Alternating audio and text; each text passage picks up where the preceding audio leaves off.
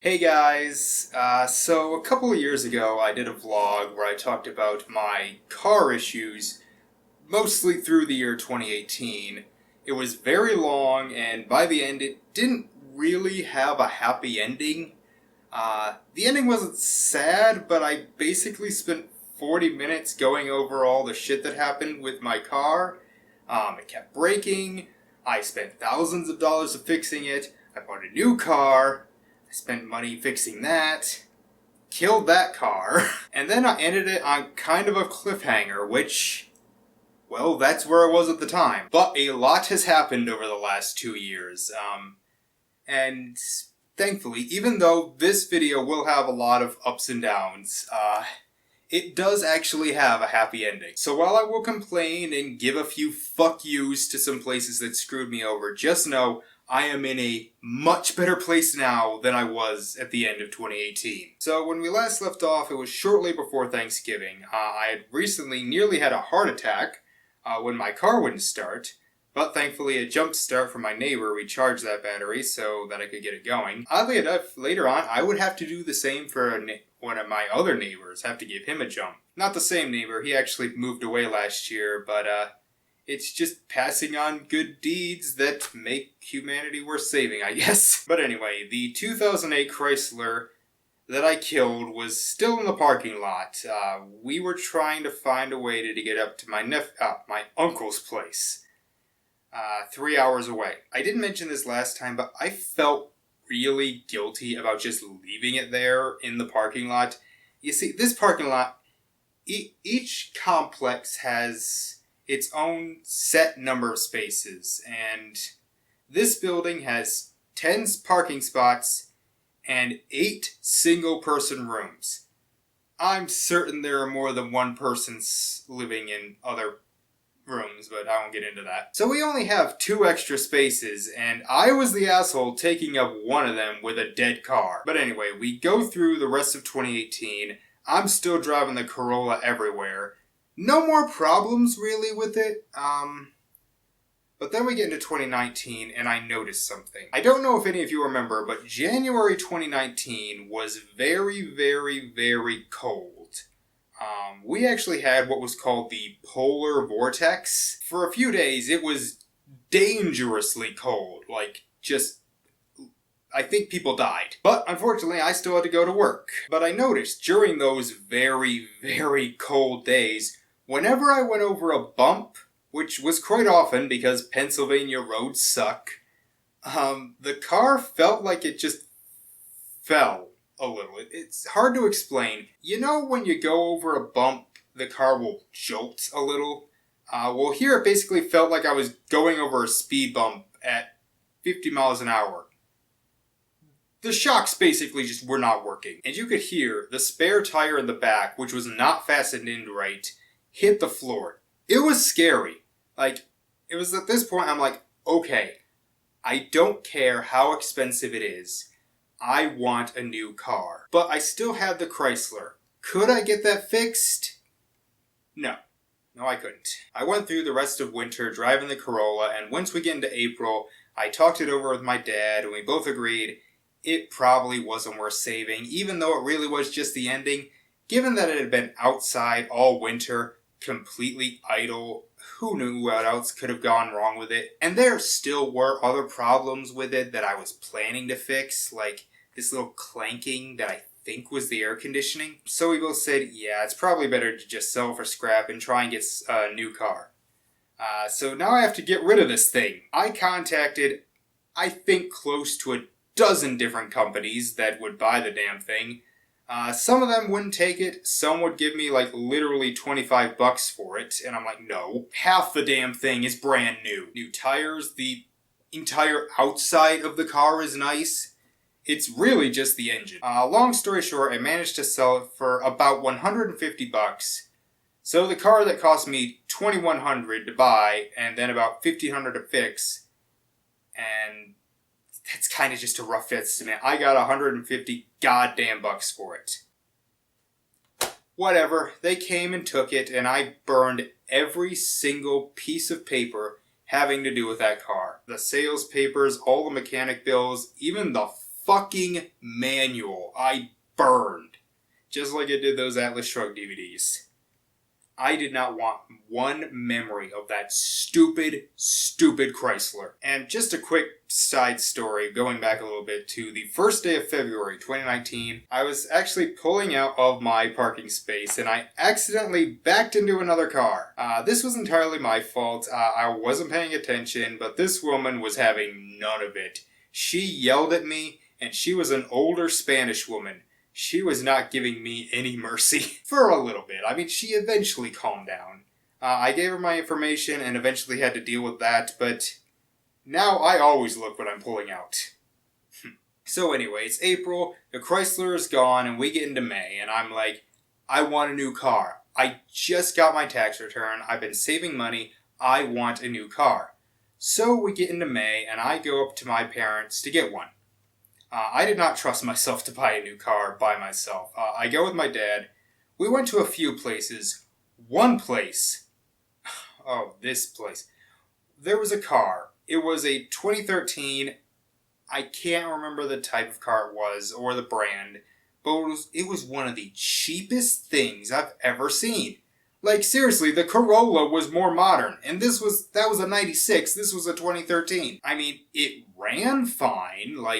So if you just want a car that runs, good for you. But it did not seem like a 2013 car. It didn't have power windows. There wasn't even a CD player. I didn't think they did that shit.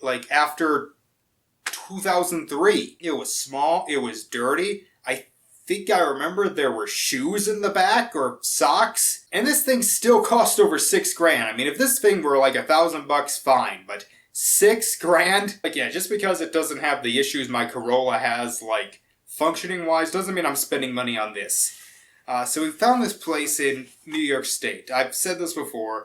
The town my parents lived in that I grew up in is right on the border between PA and New York. So, it's in PA, but I could walk to New York.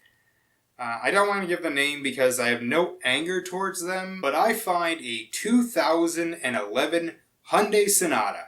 It seems good, has a lot of things I like, no visible problems. I even take it for a test drive, and even get my uncles, who are really, really good with cars, to give it a quick inspection, and they said it was good. Only problem, it's a little over $8,000. I don't have that, but I do have enough for the down payment of $1,500. But if I want to get this car, I need a loan. Unfortunately, the best place for me to get a loan in this town was about to close for that day. It wasn't open Sunday. We went on Saturday, and I had to get back to work for Monday. So they agreed to hold it for me until the next week. So we set up an appointment with this loan company. This meant I had to go up to my parents' place 2 weekends in a row, which I hate doing. In fact, I had to go back a lot during that time between my birthday, a funeral, and this car shit. I think of that few months span, I went up 4 times up to my parents. So yeah, the next weekend, my dad and I get to the loan office. A lot of bullshit back and forth. Just so much bullshit. Blah, blah, blah. Will I get the loan? Will I not get the loan? Eventually I did. I put down about $1,500 so that I only have to take out a loan of about $6,500, and this place was actually kind enough to let me do small monthly payments. It was about $150 a month over a 4-year span. Of course, I'm not doing that. I'm paying it off as soon as possible, but we'll get into that later. My only real problem with the loan office was that they wouldn't let you pay the loan online. I've gotten used to doing almost all my payments online. My electric, my student loans, my internet, even rent now. It wasn't at the time, but it is now. I can pay online. But these people, I have to send in a check every month along with this little pink slip that has the loan number, my account number, how much. It's it was a little confusing, and I was always afraid that I wasn't going to get it right every month. And I had to buy stamps. I was buying stamps before it was cool, damn it. But yeah, got the loan, went back to the dealership, and like I said, they were nice enough to not only go and get the car inspected in Pennsylvania, because it needed to be inspected in PA. provided 4 new tires. So I paid for the car, and like the second I took the keys, I looked out to the car expecting it to blow up. Like, this all seemed too good to be true. But it didn't, and I took it back to my parents' place, and we played around with all the controls for a while. I'm still not 100% sure how to use Bluetooth. I rarely would. So yeah, got the car, and this is the 5th car I had bought in a decade. Like, I got my first car in early 2010, then that fell apart. Got a new one in October of 2010, sold that before I went to college. Got the Corolla in August 2015, bought the Chrysler in May 2018, and then got the Sonata in May 2019. So, yeah, 5 cars over the course of the 2010s. So I gave the Corolla to my parents, and it basically became my sister's car. And guess what? She took it to my cousin's place, and he basically fixed every little thing that was wrong with it. He cleaned out the dents, plugged up the holes, fixed the air conditioner, patched up the fuel line. He even fixed the shocks. So yeah, she basically got a free car and free repair job, while I'm now stuck with over $6,000 of debt, on top of the over $25,000 in debt from my student loans. Being the oldest sucks sometimes. But anyway, I put my student loans in forbearance. I wanted to put all the money I could into paying off the car as quickly as fucking possible. Through the rest of 2019, I basically tried to put at least $500 a month into it. Thankfully, it had a very low interest rate, so for the rest of the year, I have no problems with the car itself. It's great. It has everything I want, runs great, and had pretty low mileage for an 8-year-old car. In fact, in 2019, I can only say there was one thing about the car that sucked, and it was entirely my fault. Okay, so it's late August, and one of my coworkers, who had been working at this place for like 17 years, had quit because she'd finally had enough and just gave up. This was the 4th person of like 7 or 8 coworkers who quit within a year and a half at this place. So there's a big going away party for her at a vineyard called Springgate. Good place, not a big wine drinker, but they got some good stuff. They got some ciders, they got some food trucks. But yeah, since she was very popular around the city and had a lot of connections, and not only was quitting but moving out of state, we had a big party for her, and it was fun. I want to say I didn't drink that much, so don't freaking shame me for drinking and driving. I had like 2 small drinks over the course of 6 hours. But the party ends, and I have to pull out of one of the most dipshit designed parking lots ever created. The cars are super packed together, and there are a bunch of boulders surrounding the area. Plus, there's no clear indication on where to go. There's like 3 ways, and I wasn't sure which was the one I was supposed to go once I pulled out. So I went one way. It's pitch black, and when I get to the end, it's blocked off. And this is a one-way path. That's the important thing. It's a one-way path. There's no sign saying that I wasn't supposed to go that way, and now I can't get out. It's too narrow to turn around, so I start backing up. Thankfully, no one saw me. I couldn't handle the embarrassment. But I'm reversing, again, in pitch black, and just as I'm about to get to the end, BAM! Back into one of those stupid fucking boulders. I immediately looked at my dashboard, make sure none of the warning lights were on, and nothing had, so I got out, realized you had to go through a path that took you past the actual vineyard, even though that's not the way you came in. It's stupid. So I drove, got home, and when I looked back in the back of the car, I noticed there was now a big hole in the back bumper. Maybe not like huge, like about this big.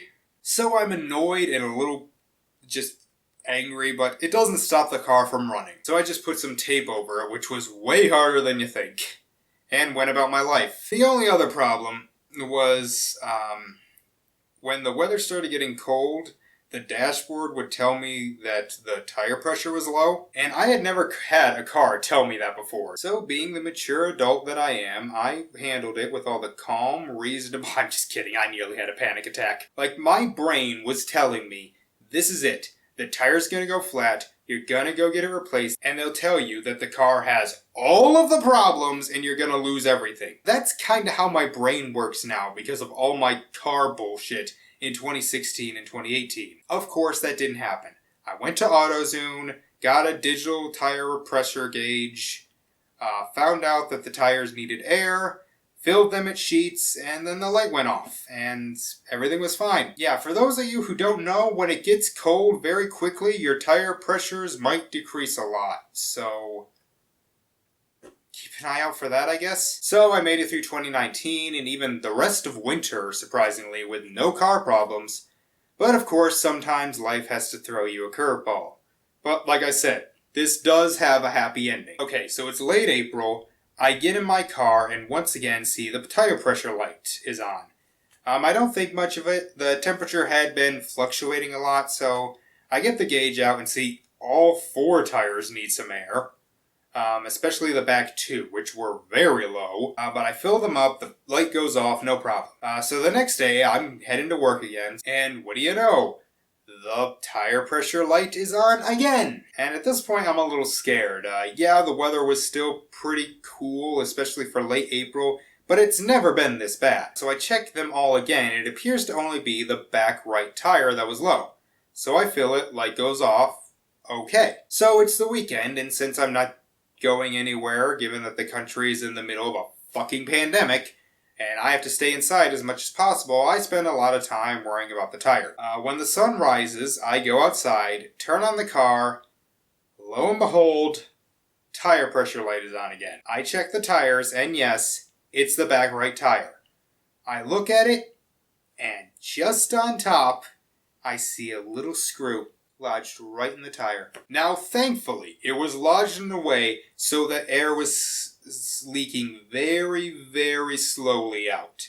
That way I didn't have to replace the damn thing. So I go fill it again, come back, and try and set up an appointment to replace and or patch it. Of course, thanks to the pandemic, every single place is full on that day, a Saturday, and all closed on Sunday. So I set up an appointment for Monday at Monroe. I continually go to Sheets and fill my tire every 12 hours or so, just so it doesn't get too dangerously low. I set up the appointment for Monday at like 12:30 because that was the earliest time they could get to me. Well, Monday at about 10, 11 o'clock, I'm sitting on my couch, dipping my foot in ice water. I can't remember which foot it was, because it was in horrible pain because of shitty at-home exercises. Like, fuck lunges. Fuck them to hell. Around 10 to 11, I get a call from Monroe asking me for what type of tire my car has. I don't know offhand, so I have to walk downstairs and outside, again, in horrible pain. Just a horrible pain. And I tell them what kind they are, and guess what? They don't have that kind. Won't be able to get them for a couple of weeks. So I thank them for his time, go upstairs, and try and find another place. I see Midas. I'd never been to this place before, and this place won't let you set up online. They only let you set up by phone appointment. I ask if they want my tire brand, but they say it's all good. So the next day, Tuesday, I go. My foot still hurts, although not as much as it did the day before. I have to wear a mask that somehow manages to give me an earache, a headache, and toothache all at the same time. They at least let me sit inside, so they take it in, and guess what? Turns out, both back tires needed replacing. Both of them had screws in them. No, actually, I lied. One of them needed replaced, the other was able to get patched. So yeah, I'm not sure why the back left one wasn't leaking so fast that I was kicking on, but whatever. Altogether, it cost me, I think it was $150, maybe a little more, I can't remember exactly. It wasn't more than $200, so I guess that's nice, but god damn, that wasn't good for my anxiety. Like, okay, you're just gonna replace one tire, it's not like anything else can go wrong, right? Oops, something else went wrong and we're gonna need even more money. But whatever, they fix them, I pay the money, and the worst week of 2020 ends. That week sucked. Besides the tires and the foot pain, I also lost someone in my family to liver failure, and you know, the pandemic is happening. Fuck that last full week of April. But okay, the tires were replaced and we get into May. I'm very close to paying off the car, just a few more payments. But I need an inspection. So about halfway through the month, I decide to go to Meineke. Now if you remember, in the last video, I said Meineke was pretty much the only mechanic that didn't fuck me. So I set him an appointment for May 13th. I remember the date because it was the date I put up my Fixing the Flops for Dan versus the Mechanic. I set it up that way so it would premiere when I was there, just for irony's sake. Boy, I didn't realize how ironic it would actually be. This was already a pretty bad day. I had the appointment set up for 11:30 so I could come home and do my exercises and shower before leaving. This is when, for some reason, I thought doing the exercises after work was smarter than doing them before work. So I get back to my apartment. I had a note from my landlord that I thought said I had signed up for a year-long lease. I had gone through this whole thing with them where they said I could either leave, set up a year-long lease for the same rate of rent I was paying, or set up a month-by-month basis for $50 extra a month. I did the month-by-month because I was applying for new jobs. But the way this note was written, I thought it said I was at a yearly lease. So if I got a new job and had to move, I would have to pay like thousands of dollars. But no, it was a month-by-month thing.